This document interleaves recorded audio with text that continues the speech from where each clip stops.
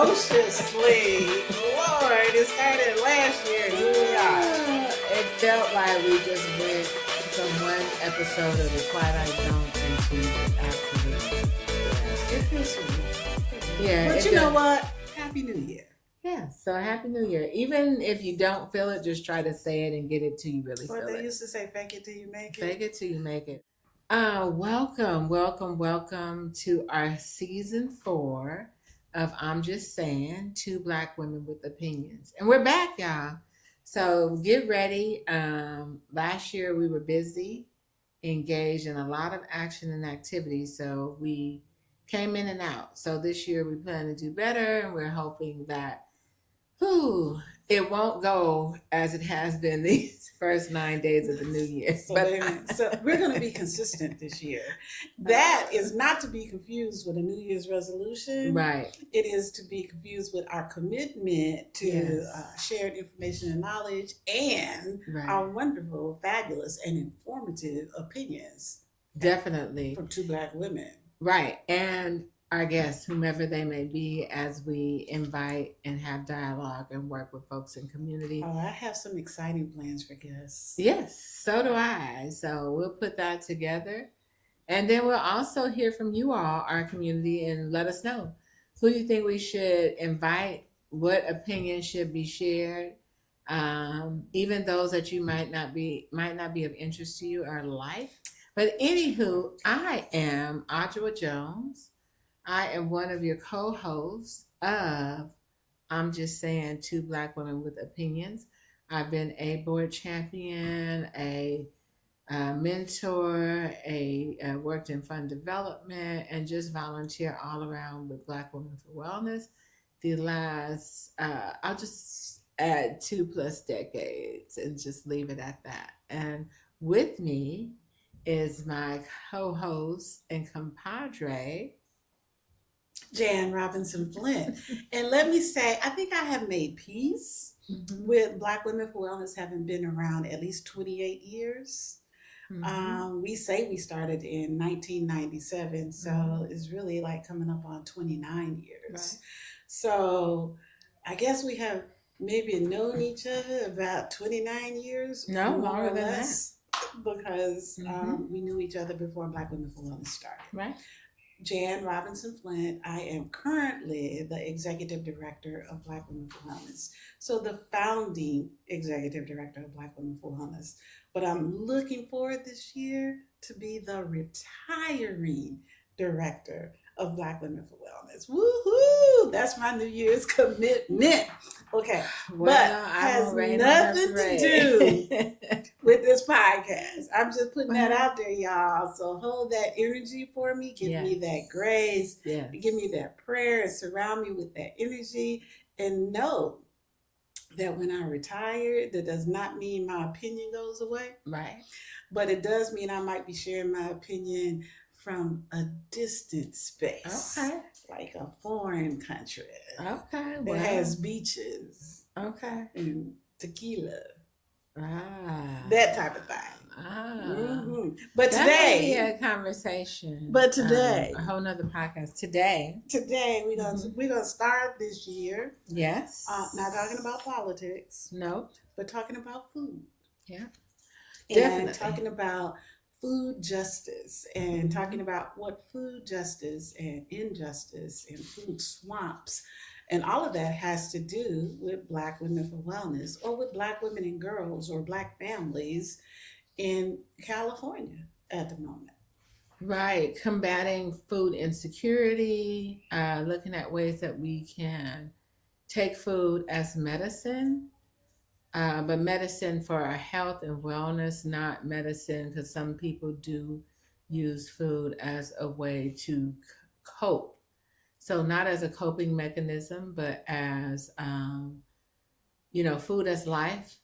Being mindful of what you eat. You pretty much are what you eat. Meaning that it's going to result in some type of two things, that you are what you eat, and you are really what you don't eliminate. Right. So if you are full of, then you know you know just what waste. You want to be full of. Okay. So there you go. All right. So we want to thank you for joining us and welcome you to this session, this season. And our topic for today, we're celebrating we're coming up on, is it 2 years? I think we're coming up on 2 years of when we started this. Or was it 3? I have to go back and look at Are when you we talking about started podcast? the podcast. Oh when my we gosh, first no. We had a whole year where we didn't do anything. Oh my gosh, so it's probably it's like 3 about 4 yeah. years. Well, 4 years. so we're coming up on an anniversary in April of the podcast. So we may revisit some of those conversations. But we definitely want to start off because most people start off, they try to eat as much as they can, prep themselves for the new year by eating their way. Really, I want to say from October, Halloween, binging on all the candy rolls over into November. And then here comes Thanksgiving or Thanks taking. yeah. Thanks for taking our land. Thanks for taking our culture, our lives. Yeah, Turkey Day. Oh! I heard a thing about turkeys now. Okay. I was watching the comedy show, and they said that all turkeys now are artificially inseminated because they have bred them to have such big breasts. Because people like turkey breasts that they can't get together to really, do. So they have to artificially inseminate our Okay, turkeys. on that note, I'm just telling you, I thought it was an interesting factoid. Like I don't even think I like that because then that means there might be a lot of testosterone or estrogen built up in that turkey from not being able to release and have their natural progression. I understand what you're saying. Animals, I want to say insects, just human beings get to have. And so, yeah, now you had to just ruin my thoughts about turkey. Thank you. Darn. So sorry. She doesn't feel bad at all. I'm going to talk about these vegetables with pesticides. Hey, look, it's a factoid I heard. I thought I would share. Oh, factoid, smacktoid, yuck. And just when I thought, and it's interesting because when I'm at home cooking, I don't buy chicken. I don't buy beef. I've only been cooking in my home for years now, unless it's like a special holiday or like my dad or somebody has asked for something for me to cook. I only get ground turkey. So I don't even get a turkey breast or anything. You can, So you I are stopped. adding to that whole thing around turkeys being in high demand. I thought I would add less to the life of chicken because remember during the pandemic, they were like, there's not enough chicken anymore. There wasn't enough anything to go around in the pandemic. And it was like, how do we have all these chickens the way folks are eating all this fried chicken? And I said, well, you know what? You don't have to worry about me because I haven't been buying it. I just, at one point, I couldn't. We'll talk about it later, but I couldn't even touch it. The smell of it. Now, that's interesting. I can go out and get it already made and be okay. To a degree. I shouldn't say that. That's a tiny degree. So. But I know with you, we'll come. About why I stopped eating chicken. Okay, we'll talk about that. I'm apt to listen because it might help me. And then I'm going to tell you the story about sugar and we'll see where we end land. Look, that's my addiction. That's up to it. Yes. Sugar is my addiction. But I will say this, though, just in terms of, you are absolutely right. The last quarter of the year, a lot of us eat a lot of traditional holiday foods like turkey and ham and dressing and all of that stuff, and lots of cakes and sweet potato pie. Oh my gosh. And then come January, we all say, okay, we're going to change it up. Right. We're going to make up for all that binge eating during, November and December. And then that came the whole thing around meatless Mondays in January. And then they also had a thing, what they call dry January. Dry January. So then nobody's drinking during January. So everybody's just wild. They went wild until generally December 31st. And then you'll have lots of churches that start the fast on that day, but most realize people are going to party, celebrate on New Year's Day. So they start somewhere within that week. And so you have binged on all that, including the gumbo and Yeah, all because the I say different my people, crab they be and like, we had the lobster. gumbo on New Right, Year's Day, and right. I'm like, Now there's vegan such gumbo. not a fan of gumbo. Well, Ugh. there's vegan gumbo. I know there's vegan gumbo, but the whole, I think the Concept. crust of gumbo is the okra and the roux. You And don't that's- like okra? I hate okra. Oh my It's gosh, so who doesn't slimy. like okra? Ugh, ugh. And that slime is good for you, Oh my especially if you God. put it in water and drink no, it. No, Yes. you drink. Ugh. Yes, you have to be quick with it. And if you do your okra water right, you don't leave it in there overly long, it won't get as slimy. But the longer it stays, yes, the slime. So that sludge is good to draw those things out and then also leave some healing properties. But yeah, you see, we have a lot to talk about when it comes to food and our all these different idiosyncrasies and nuances around food. So we're picking up where we left off, where Jan was yucking okra. So we could come back in and welcome our guest who's gonna be here with us. I'm gonna bring to the stage with us through the I'm Just Saying Two Black Women with Opinions podcast stage, Stannis Askew, who I met almost 3 years ago to the date. We met over a tragic event, but we have become partners. Like You talking about it's April different. Valentine? Yeah, we met over. Tomorrow is Anaya's birthday. Should be 3. She will be 3, That's and so amazing. 3 years old, thriving, surviving, but it's still, with what just happened. You are partners for a little digression because we should have opened this up, and then I'll make sure that us as a team, we do this in honor today. Podcast will be in honor of Dr. Janelle Greensmith, the locked midwife, who is also a birth worker and who, just like April, was 31 years of age and died during childbirth. We don't have all the particulars for Janelle. We do have a lot, and we, Black Women for Wellness, Stannis as April's doula, along from the Frontline Doulas team, myself and the AIM Prevention Initiative, and many, Davion, Akil from Black Women for Wellness. We spend a lot of time providing support to Nija, Anaya's dad, and their But I think April first we family. need to do like a little footnote because Yeah. from my experience, Americans have short memories. Yeah. Right, and we have short memories. So Mhm. 3 years ago, a young woman by the name of April Valentine went into Centinela Hospital to have a baby, and she died. Right. So our work with Black Women for Wellness, with AIM, with Los Angeles County, and with numerous other organizations we have built coalition with, Yeah. have been really trying to create policy and to create program and services and do trainings so Black women do not die in childbirth Right. or after having the baby. And so fast forward 3 years Mhm. forward, one of the women, was she in North Carolina? She was in South Carolina. South Carolina. Dr. Janelle Greensmith died, and she was a birth worker, having a baby. Right. So, and what we know at Black Women for Wellness is that the problem is not Black women, the problem is the system.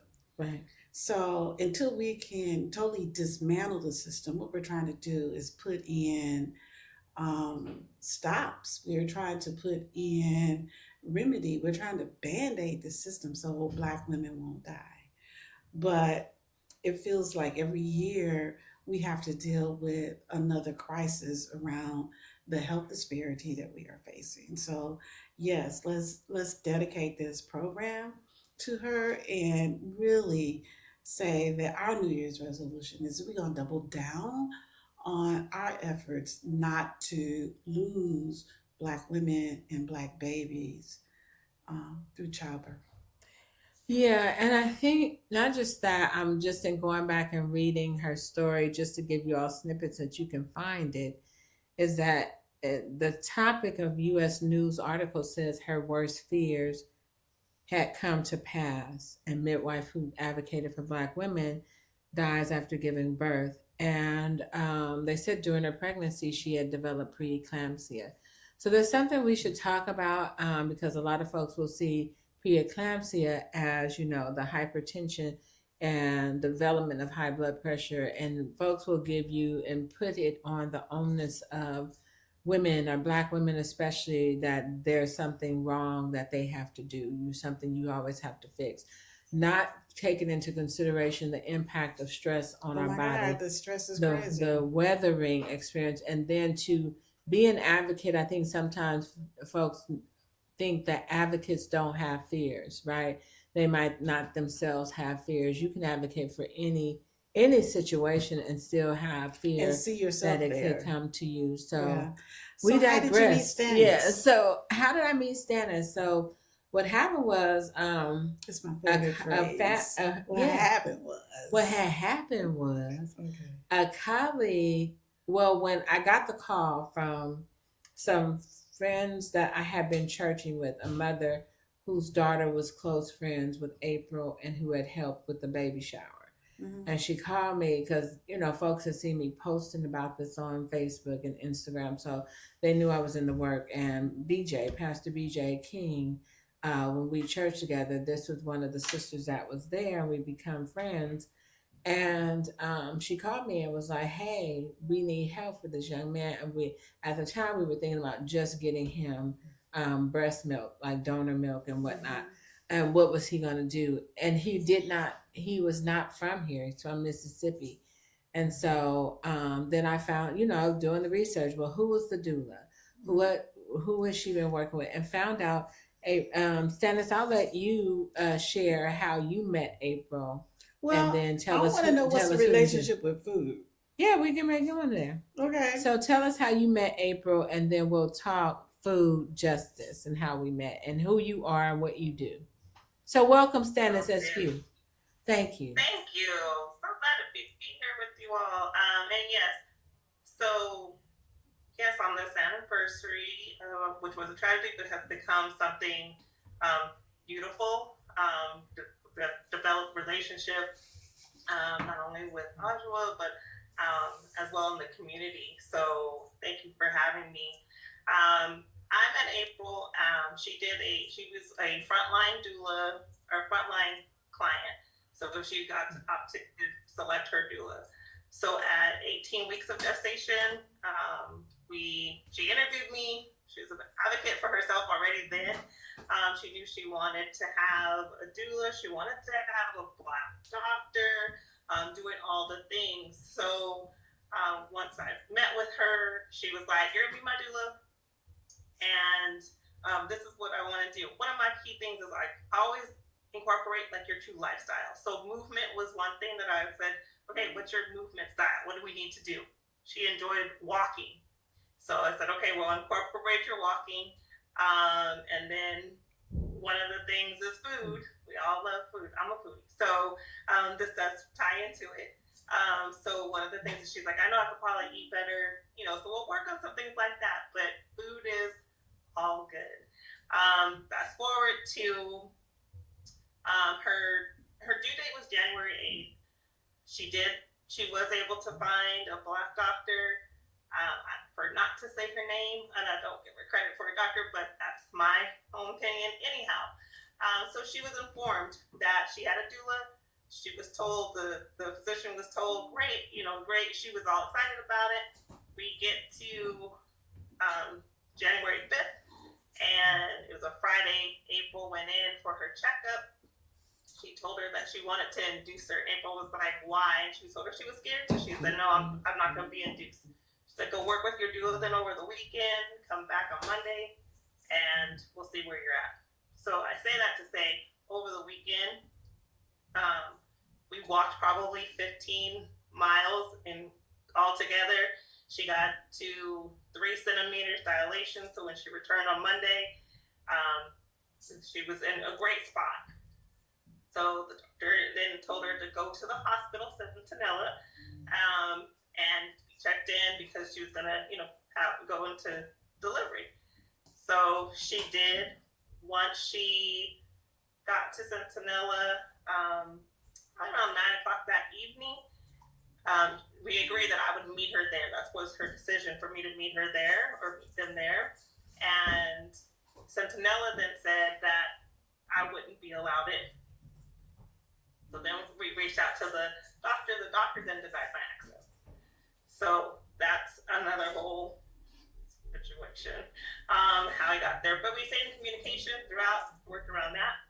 And then over the time,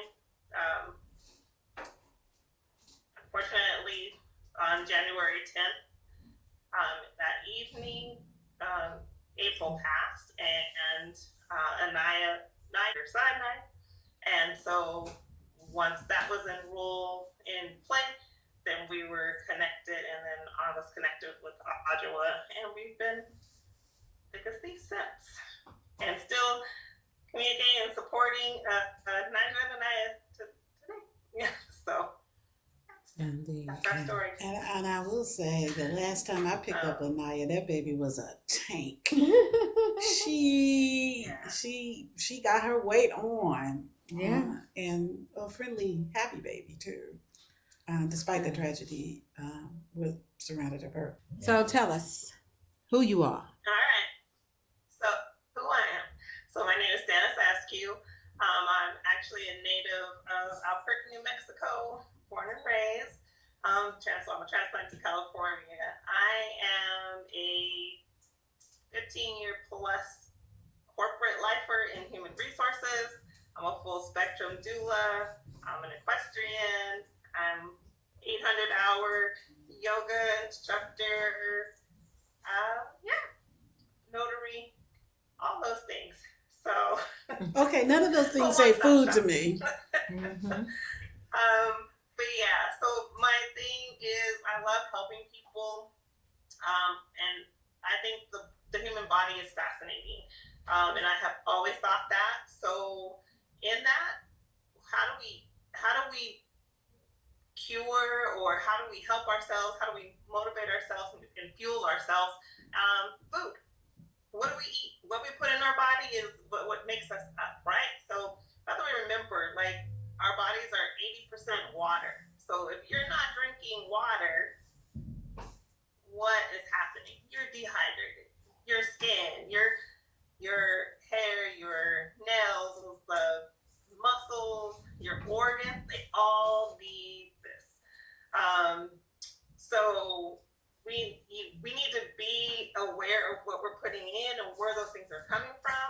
I always like to say, I like to eat things that have seeds. Like when we come to like fruits are something sweet, yummy, should be in season, because there are seasonal things that we should eat. So probably eating watermelon in December, which is, I use watermelon as my favorite, because that's one of my favorite foods.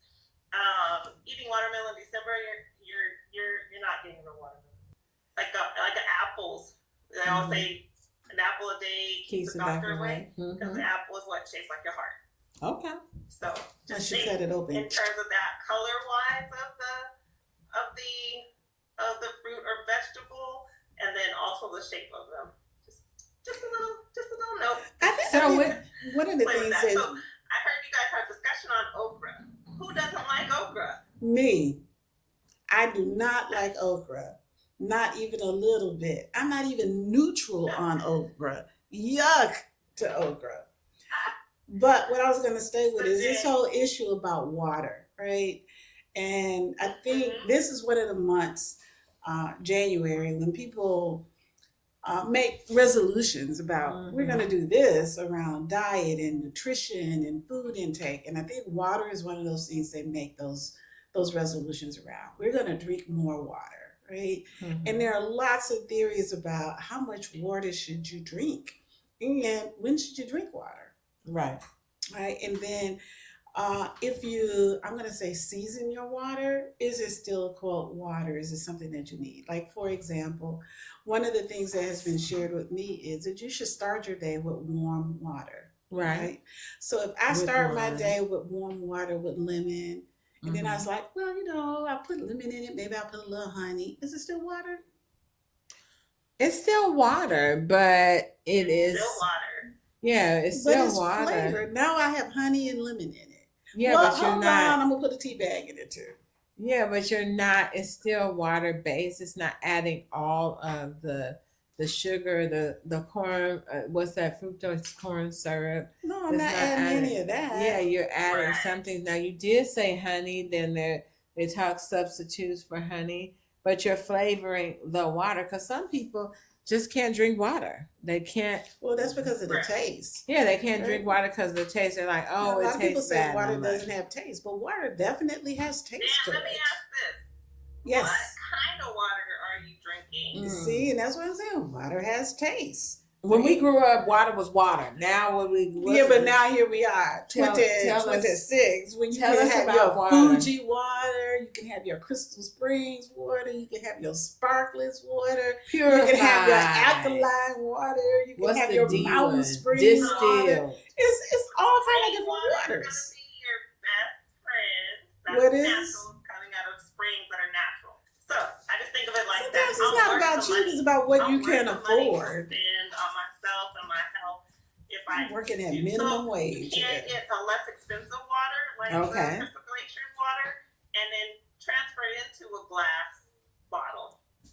That's work. Okay, So, transfer those that are all- to all- Well, now we all walking around with our Sometimes little follow fancy your better, cups. less expensive waters to do.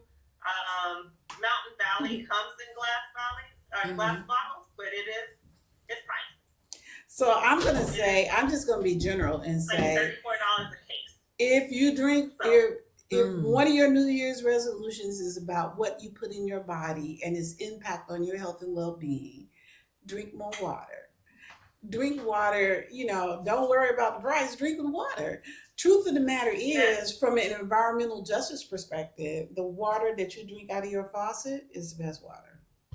Because that is accountable water, as opposed to, you don't know where that bottle came from. But wait a minute, how is that accountable? I mean, when another part of the nation, the water was so contaminated, they were telling people not even to shower in it. And that hard like water- in Flint, Michigan, or Compton, California. So then how is that safe? Because I know I've been arguing Because with it's my accountable. elder This is dad. what I'm saying. It's accountable. So if Accountable you- to who? The water district? Yes. Right? But if you got your water from Crystal Springs or whoever, Mm-hmm. then how do you go back and you trace that corporate route back to say what's in it? What was the route it took to get to you? And that type of thing. But if it comes out of your city, you can call DWP. You can call Los Angeles. After you can got call, all of the- so it has more accountability toward it, right? Now, I'm not saying don't use a filter, Yeah, because I'm I not was saying saying we don't that. have to. because a filter is a good thing. But I'm not even, my whole thing right now is just in terms of, as people are counting their pennies and making their resolutions about what they're doing with their bodies this year in terms of what we're putting in them. And our recommendation is drink more water. Drink more water, right? And then you can get fancy based on your pocketbook in terms of where you buy your water and who's accountable for it. Or you can get, become an advocate and make sure that the sources that feed the water that come into your household are accountable, and making sure that your water is clean. You can also get a filter, which is cheaper than buying bottle after bottle and the whole plastic situation. But bottom line, if you're gonna drink more water, and you should, because most of us don't drink enough water, drink more water. Okay, so Stannis, Yeah. So wanted to talk a little bit with you about you and food right now. Like, what's your relationship with food? How do you manage, especially as a yoga instructor, as a doula, as a herbalist, as one who is, like some people love, like you said, you're a foodie. Some people are so in love with food that it's hard to manage doing anything but what they want to do. Then others have it seems like a lot more willpower. They can go meatless. They can be gluten free. They do the meal gluten-free is prep. hard. and all that stuff. So tell us, and Jan said gluten free is hard. So why don't you speak on it? Tell us how food shows up in your life. So food shows up in my life as my bestie. I love food, but I also have to be cognitive of not all foods love me back. So in that sense, I have a gluten sensitivity, and I thought, no big deal. It's a sensitivity. I can have, a little a piece of bread at dinner. Oh, I can have a sandwich. I can have a burrito. Like, when that little bit becomes consistent every day at almost every meal, then it's too much. So I learned how to make substitutions for what's the bread really doing. For me, bread is a reminder of home, of life. My grandmother making homemade rolls, so that right out the oven, that warm bread. So that's the reminder. So it's like, what am I missing? Like, I can replace this food for. So instead of opting for or going for a full dinner roll, if I do decide to do that, then I also know, okay, you may need to take something. So an enzyme or something to help break that down, because my body doesn't break that down. So we have to learn some things. So I've gotten some holistic doctors that I've worked with, practitioners that I've worked with, to help learn what my body can tolerate and then what it cannot. And every once in a while you just have those days where you're just like, I need this, like I need it. And allow yourself to have those things. So when I say food is my bestie, it's my bestie, because food is not gonna judge me. Like, today I had you, and tomorrow I'm not gonna eat you, and it's okay. It'll be like, all right, no worries, we appreciate you, but we're still here. It's not a problem. I think about that a lot. So in terms. Yes, I will say gluten is hard, but gluten-free diet, it's becoming easier to do if you know the right locations and right places to do so, and people are more cognitive of it. It's not just, sometimes people just say, oh, I'm gluten-free because they're just trying to, not for health purposes. Be a trend. But like I said, I've actually been diagnosed with the gluten sensitivity. And then I do have friends and things that are celiac, which, that's their life. Like, you don't play with someone's life like that. So one of the things I want to highlight what you're saying is your body communicates with you, right? Yeah. In addition to the snap, crackle, and pop, right? You can check your energy level, right? Or you can check your elimination level, right? And look at what you're eliminating. Now that's important. How many times are you supposed to eliminate a day? I think people never get that. After you eat. Okay. You should have waited and made the raffle about that, because people do not get it. I remember saying to a friend, they were like, well, I haven't gone this week. This week? Oh my God. Gross. Ooh. Gross. That's You're a a lot. mess. That's gross. That's a lot. Right. But I'm just saying, but like, your body, no, even just in terms of sometimes, if you eat, for me, for instance, I'm a sugar addict, right? And I know sugar takes me on the roller coaster, right? I know I'm going to get that burst of energy, and then I'm going to be down and out, right? So it's like your body will give you the story, it will give you the cues, it will give you symptoms, and you can ignore it if you want to, but it will build up. So our job, just in terms of as we input food into our body, or if we input liquid into our body, green drinks or smoothies or water, etc., to listen to what our body says. If you're drinking some water and it's like super good, you're like, ooh, your body needed some water. Body, what are you saying to me? And or if you eat some ice cream and then you go sit on the couch for 2 days. 2 days. That was 2 days or 2 hours, because I'm like, but I'm just saying, you're in a sugar coma. Some people do eat themselves into a sugar coma, and you know that. right? So, and that's what I'm saying. Say it It's ain't like so. your body gives you clues. Sugar, they say, doctors have stated, is worse than crack. It is worse I'm than like, crack. worse than crack? It is. And listen, let me say something to you. Coming from a community where I had family, friends, and neighbors and stuff impacted by crack, and what I saw happening in crack addicts, what they look like and behave like, I couldn't believe it. It's more addictive, it does more damage, and it's in everything. Oh my God, that's so disturbing. Sugars in Sugars in the ketchup. seasoning salt. Everything. Sugars in the So ketchup. that's what I'm saying. It's sugar is addictive. Men, here's a note. It affects sugar, affects the sperm quality. Oh Lord.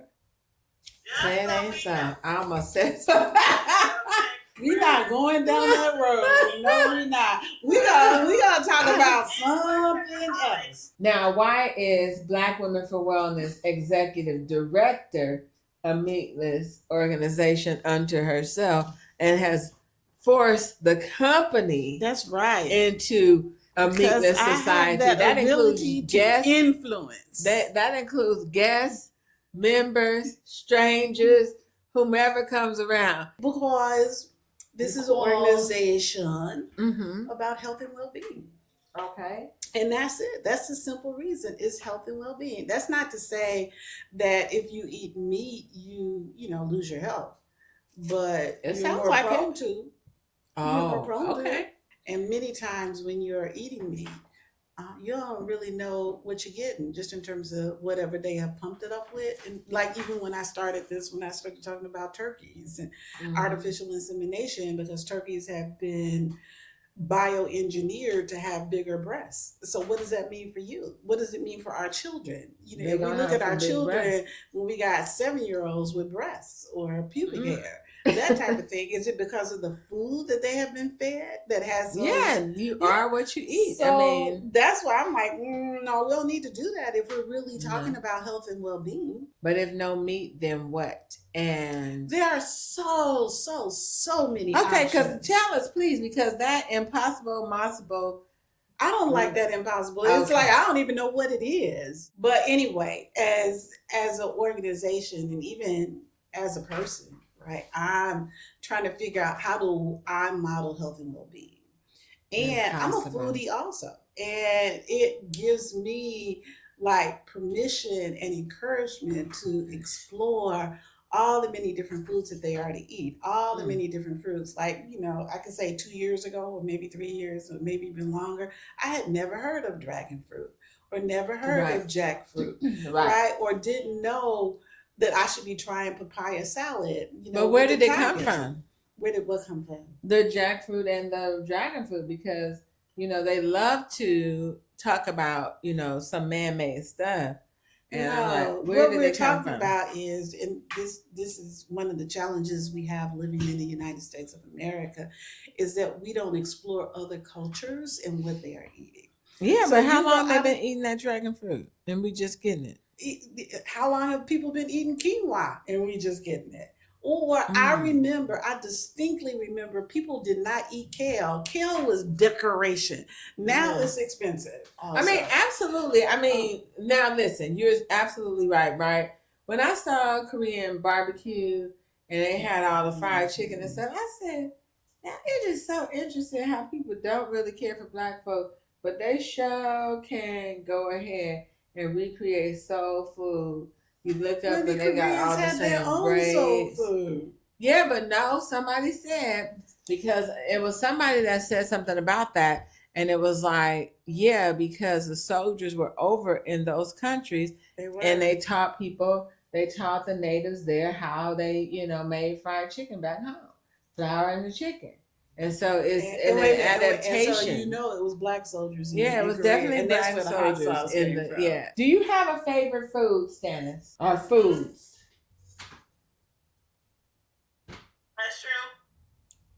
Mushrooms are my favorite because it can be What kind of done mushrooms? so many ways. It can be by itself, sauteed. It can be utilized as your meat substitution. Like, so there's many different mushrooms, like the variety of mushrooms that you get, so the textures of them.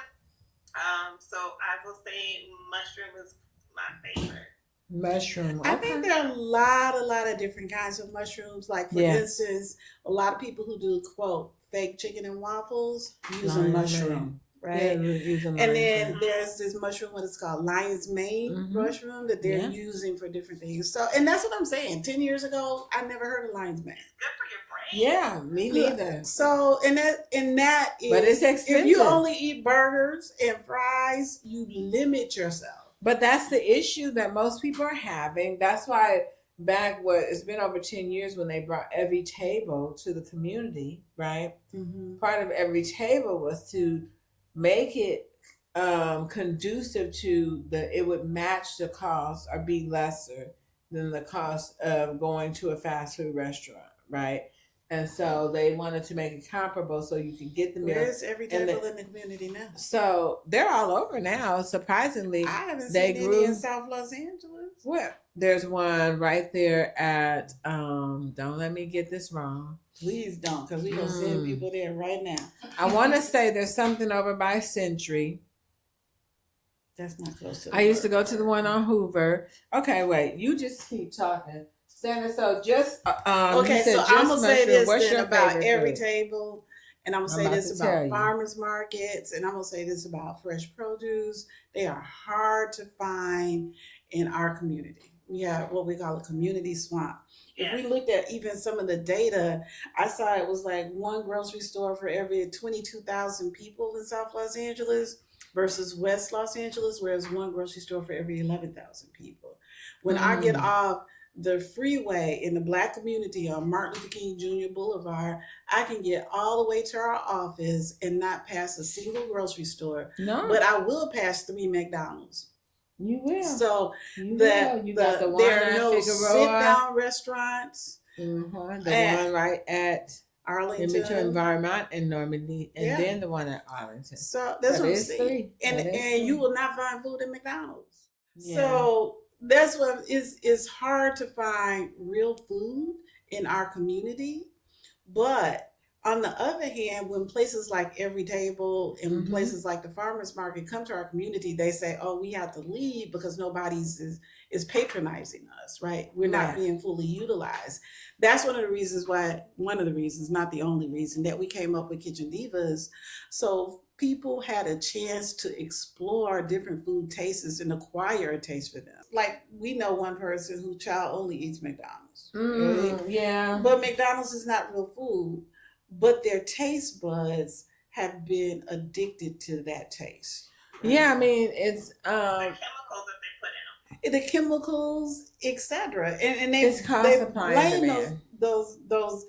those chemicals for so many things. Because you what was that movie? It was a documentary where a person ate McDonald's only for like 30 days. Supersize Me, right? And they got supersized. Dennis, what are you what's in your kitchen for eating this weekend? I'm going to have on Fridays I do fish Fridays, so I have fish. I will be having some squash, like zucchini, a squash mixture, like a chipotle bowl, but no meat, but just the black beans, some zucchini, yellow squash, bell pepper, all the colors, and an onion and a lot of garlic. I love garlic. I love garlic too. It sounds like you and Jan should hang out. Especially here in the cold. I want like soup. Let's talk real quick. Key statistics and metrics. Thank you, team, for gathering this information. Grocery store density: 1 store per 22,000 residents in Inglewood and South LA. In comparison to West LA County, there is 1 store per 11,000. Produce consumption: 12.7% of adults eat 5 servings of fruit and vegetables daily. That's in Inglewood, South LA. They probably claiming macaroni and cheese as a vegetable. Macaroni and cheese sugar- not a vegetable. Are them sugared yams where you see? Now they might say them sugared yams. You know, you see or on the sweet thing, potato they pour pie. a That's whole- definitely a vegetable. They didn't pour the whole bag of CH sugar into a pot to call them the yams. I'm like, first of all, you don't even have to have all that. You're supposed to have brown sugar. It ain't white. It's supposed to be cinnamon or nutmeg, but the whole point is that's not how it's supposed to be made. It's not supposed to be, oh, you want some yams with your sugar? No, that's not how it goes. So, okay, food insecurity, 35.7 of low income households. And I don't think I said 22.7 in West LA eat produce. Yeah, right now it's rated well in comparison in West LA, so that's almost double. And that's what I want to say, just in terms of context, right? Mm-hmm. So if you've always gotten your produce in South Los Angeles, you might think it's okay. But if you go to Santa Monica, you will feel like, wait a minute, hold on. This is a whole different thing, right? I mean, my you can apple go to a here farmer's market like that. Or my apple there is something totally different. So if you only had apples here, then you might think, hey, apples are okay. And that's why I say it's the context, right? And then food insecurity, I think, is more than your social economic status. Right? Yeah. It is your access to good food, right? So if I get off the freeway and get all the way home and haven't passed a grocery store where the food insecurity comes from, now I got to go somewhere else and get some food, or I had to take 3 buses and 2 trains and that type of thing. And then how am I going to get it home on the bus? That type of thing runs into food insecurity also. It's not just your social economic status, or if you haven't been educated around food, right? A lot of us get our food habits from family, from tradition. Like I just heard Stanton said she does fish on Fridays. So my parents, bless them, had me go to Catholic school until I was in 8th grade. That's what Catholics do. They do fish on Friday. That comes from a Catholic tradition. Yeah. So sometimes we have traditions that come from places we don't even know, but we're still carrying them on. And that also then leads to what's insecure about our food situation. This is clearly something that we have to talk about on more than one occasion. We don't want to burn up these lights and stuff. Yeah. Food.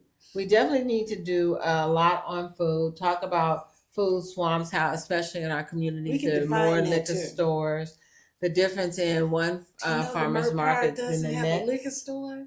Oh my God, what self-respecting Black neighborhood doesn't have a liquor store? Finally. What do we need a liquor store for? Liquor. Yeah, but we had enough already all those years in other areas. So if we are without a liquor store right now, it'll be okay. CVS sells liquor. So does I need a liquor Rouse, store. Albertson. I need that tradition in my neighborhood. Listen, forget so I can go get a cigarette. Oh my God, the lies. Yeah, now listen, this Black woman is a lie don't care who tell it. That's what the old folks used to say. She ain't cigarette. I don't even know if a cigarette has ever touched your lips. It has not. Exactly. Sanders, tell them where you're shopping as we wrap up this conversation. There's no Trader Joe's in this neighborhood either. That's not even a oh my store gosh. I try to find my local farmers markets, but I shop Trader Joe's and Sprouts. More Sprouts than anything else, I think. Sprouts, she owes you. Trader Joe's has a lot of gluten-free items. Mm-hmm. I actually went there today. Here we are as we try to fight through sugar freedom in the first month of the year. I'm not trying to fight through sugar freedom. You're not? No. Oh, okay. I have succumbed to my addiction. 2 liters of my tea today. Go. I'm so excited for you. And your tea is comprised of what? We're going to end on this note. Stannis, tell them what your tea is comprised of. And y'all, we'll be back. And we might even be more focused when we get back. But that's not a guarantee. Dandelion, leaf, and root, and ginger. And the purpose it is bitter. The purpose of that tea is to do what? But wait a minute, is that a bitter tea? A daily detox. So, but it's also adding in some minerals, things, but it's also helping flush out the toxins daily. Okay. Wait, let me ask this question. How do you sweeten it? I don't. Swimmers. If I need anything, I will do a little. If I do anything, it might be a little honey, but Swimmers. it's straight. The ginger gives it kind of that little, and it's kind of got a nice little natural. Yeah. It's sweet. Listen, it's sweetened later down the road when she has her swimmers. I'm Now, gonna say everybody got different taste buds, cause to me that's bitter. Dandelion, and then add some hot with ginger, cause ginger's not sweet. ginger spicy. Yeah, Ginger spicy. Like we all have our taste buds. I would rather eat some dandelion greens than drink some dandelion Ginger juice. spicy. Well, y'all, listen. It's been a very interesting run of our first season. Let's start. Here of our first season of I'm Just Saying, two Black women with opinions.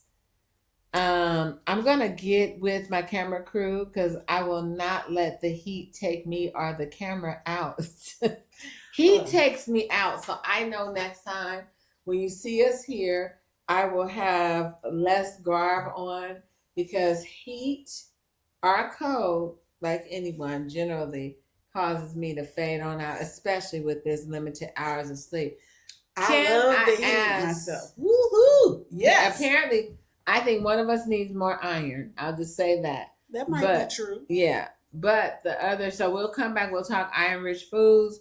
We'll talk foods for health, for especially around perinatal health, foods that are healthy for men, foods that are healthy for our children, and how we're going to make food medicine and still enjoy what folks identify as guilty pleasures. But what I say is just adding in items for a spice of life and your interests and things that you like in moderation. Everything in moderation is always important.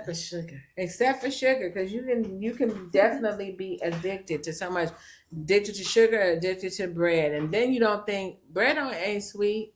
Not particularly our bread is sweet, right? But it's still sugar and bread. I like savory bread as opposed to sugar bread. So anyway, my name is Janette Robinson Flint. Mm-hmm. This is I'm Just Saying, two Black women with opinions. So we do have a full schedule ahead, so you can catch us maybe twice a month. We will be talking about food for a while. We'll talk about chocolate and heart food around what do they call it, Galentine or Valentine's Day, that particular day. And we'll also talk about the history of what that means. We will also be sharing some of the books we've read about food and some of the chefs that we know who are writing books and talking about food. So the two we're going to recommend today is The Essential Edible Pharmacy and The Great Physician RX Women's Health by Jordan and Nikki Rubin. So we'll have more. We'll talk about Queen Afua's book. We'll talk about Dick Gregory's book. We'll talk about Jewel Pilgrim's book, because we know a lot of Black women and men have written about how to eat to live. As opposed to eat just to satisfy some taste buds that have been groomed to appreciate things that are not good for you. Man. We have some books to give away. Think you'll be happy? That's the name of the book. That is the name of the book by Nicole Avant. Mm-hmm. And so how are you going about giving away books? How about the first 5 people who DM us at BW4WLA? That's and our follow. Instagram. We will send you a book. Yes, we will. I say and follow or share a story. Mm-hmm. Share a story. Go through or how about share a recipe? Yeah, share a story from Black Women for Wellness's page to uplift the work and also make sure your network is very aware. And we want to thank our special guest for her impromptu visit on our first podcast for this season. Thank you, Stannis. Thank you, Stannis. Where can people find you or follow you? They can find me out in these streets. There's a lot of us out in these streets. To tell them the truth. On Instagram, you can find me as Honey Mud Doula. Honey Mud being HONEYMUDD. Doula, Honey Mud Doula number 2. Lots of D's in there. Honey Mud Doula too. That's all, folks. So yeah, thank you, Stannis, for spending some time with us. We're sure we'll talk with you some more. I also want to thank our crew here at BWW, Maisha Essex, Ariel Grant, Justin Williams, for helping us out in terms of the production of the program and making sure that we are lit and seen and heard. Thank you, Adjoa, for being my partner in crime, for I'm just saying, 2 Black women with opinions, and for all the work we do around reproductive justice. Toodles. We'll catch you later. Pray for our nation. Pray for the family of the sister killed in Minnesota, for the family of Dr. Janelle Green Smith, and April Valentine's family as they get close on tomorrow to, between today and tomorrow, the loss of her life. And soon coming Mrs. Bridget Cromer, we will celebrate and memorialize in March. And then we'll come back and let you all know all the great work that we're doing in community that you can be a part of, either through Black Women for Wellness, which is one of our partners in county, and other programs and services. But we're excited to be here with you. We thank you for taking this opportunity, and we look forward to seeing you. And sharing some recipes. And recipes in and the some near good future. food things. Peace and blessings, folks. Peace and blessings.